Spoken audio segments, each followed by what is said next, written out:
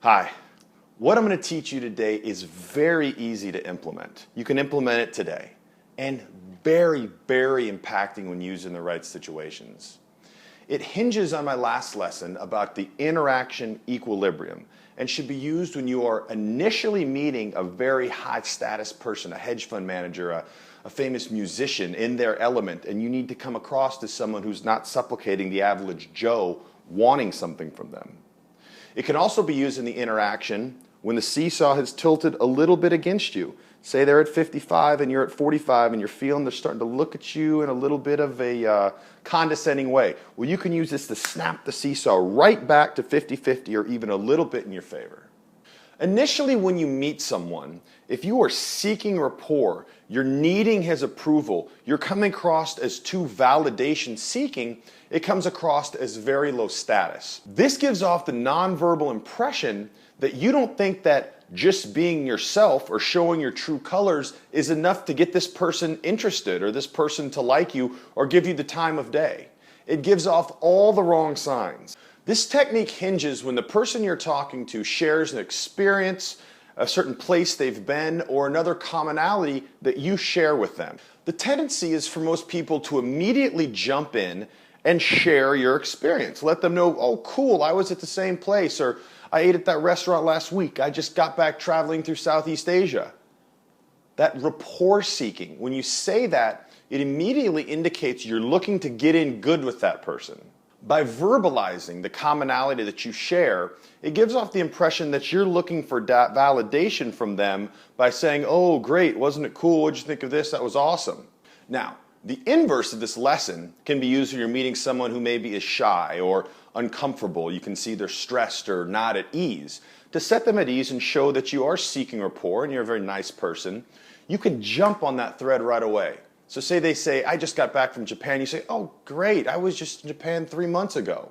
Showing that you're interested in them and showing that you're looking to make that established rapport. Or you can take it a step further and ask them a question that describes how they felt. Say, oh, you know, I felt like the people, they didn't really want to make too much eye contact because it's rude in the culture. It made me feel kind of isolated. How did you feel about that? It really helps get them out of their head thinking as opposed to logically, more emotionally. Now for the true application of this concept. Say you're speaking with someone and the tilt is there and you're on the 40%, they're on the 60%. You need to catch that up quickly. And they say, oh, I was in Japan. Well, as opposed to jumping on it and saying, I was in Japan too. You want to be quiet, be attentive, quietly attentive to the story. Oh, cool. Very interesting, very interesting.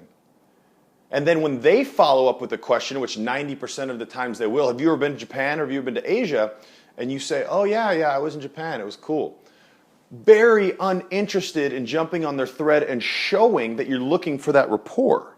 This is saying three things. Number one, you're not jumping on their thread trying to seek rapport. Number two, you're not overly interested in getting them to like you. Number three, and most importantly, all of this is saying, I have confidence that just myself, just being myself is enough for anyone to like me. I don't need to reach out to try to impress you by saying I've been in the same places. I can just be myself, and if it happens, the question happens to come to me, well, I answer it, and I'm happy to bring that up to you, but I'm not going to go out of my way to try to impress you to get you to like me. Now, the first time you use this technique, feel how hard it is to not jump on that thread.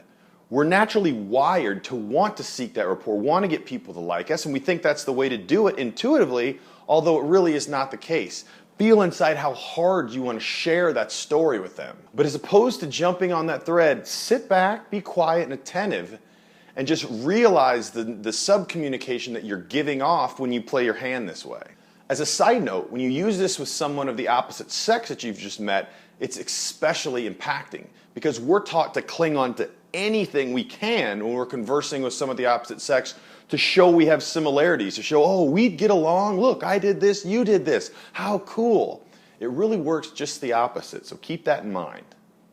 So try this technique out next time the situation calls for it and appreciate the flexibility that it gives you when you do dip against a very high status individual to get that back to 50-50 or maybe even tilted in your favor for a time.